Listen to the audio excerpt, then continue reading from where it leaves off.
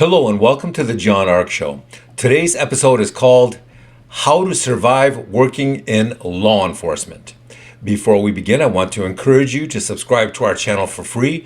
You can also like, comment, and follow us. We're going to have a lot of great celebrity interviews coming up, so make sure to click on that notification bell so you can be notified every time we post a new episode. Now, let's get started. Working in law enforcement is now 10 times more difficult and life-threatening than it was just a few years ago. It used to be that working as a police officer used to be dangerous, but now it is something far worse. Now the criminals start shooting at officers just for looking at them. You don't even have to pull them over, but just looking at them is enough to provoke them into shooting at you. Police say that another problem is that we used to live in a society where you could sort of tell who was the criminal and who was normal. We now live in a time where it seems that everyone has gone insane and started attacking the police. They attack them in public, but then when something happens to them and they need help from the police, they either call 911 or they run up to a police officer on the street and they ask them for help. Officers say that because of all these recent events, some police departments and city governments are routinely prosecuting or investigating or suspending every officer for almost every incident, and that is causing huge problems. There are also cities that have stripped officers of their legal immunity, and that means that any criminal or person can now sue them at any time for any reason, and the officer has to pay their own legal expenses. So, how are the officers surviving all these work challenges? Well, some officers are openly ignoring some calls or incidents that they see happening right in front of them simply because they don't want to get fired or sued by anybody. If you were making $30,000 a year, would you risk chasing a felon or stopping a criminal knowing that they could sue you and probably will for the most ridiculous of reasons? A lot of officers now feel that their cities and politicians no longer want them to enforce any laws, so they're avoiding doing just that. There are actual videos on social media of cops sitting in police cars watching criminals shooting at pedestrians walking down the sidewalk just minding their own business. The reason the officers don't take action is because their departments have literally ordered them not to enforce a lot of these laws. The police say there are also entire categories of 911 calls they will no longer respond to. You know, if you go into a store and shoplift less than $1,000, they won't respond to that 911 call.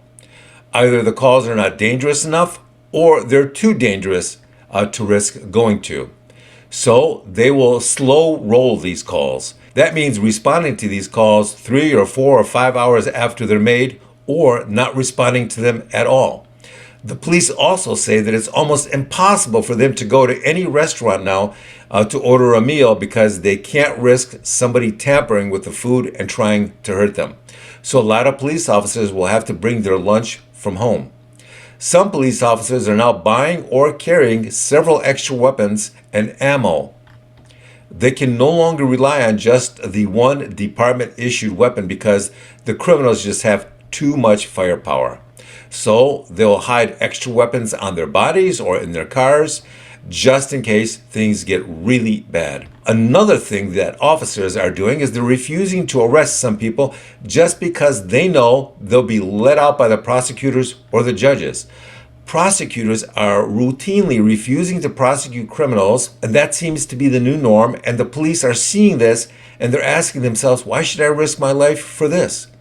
Another thing that officers wonder about is how useful surveillance video really is. They ask that because they've seen countless crimes caught on surveillance video, which then leads to the arrest of the criminal, and then the prosecutors simply elect not to prosecute them, so they let them go.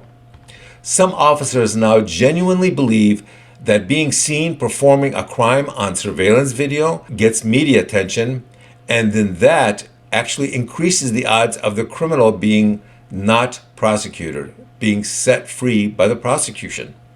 They say that because all the media attention just brings out the crazies who defend and fight for the lunatic criminals, and their causes, and this causes the prosecutors to back down right away. The good news is that officers are defending each other like never before. They're looking out for their fellow cops very aggressively. They're supporting each other and they are protecting each other, and that's very important. One thing they're doing is the police are now letting each other know, and they're also letting the public know which police departments and which cities are good to work for, and which police departments are actively trying to destroy the police. Because that word is being spread, other cops are no longer applying for jobs in those cities that are police unfriendly, and that makes it almost impossible for these anti-police cities to hire new police officers. That's going to be a real political problem for them going forward. Thank you for watching. I want to encourage you to subscribe to our channel for free. You can also like, comment, and follow us.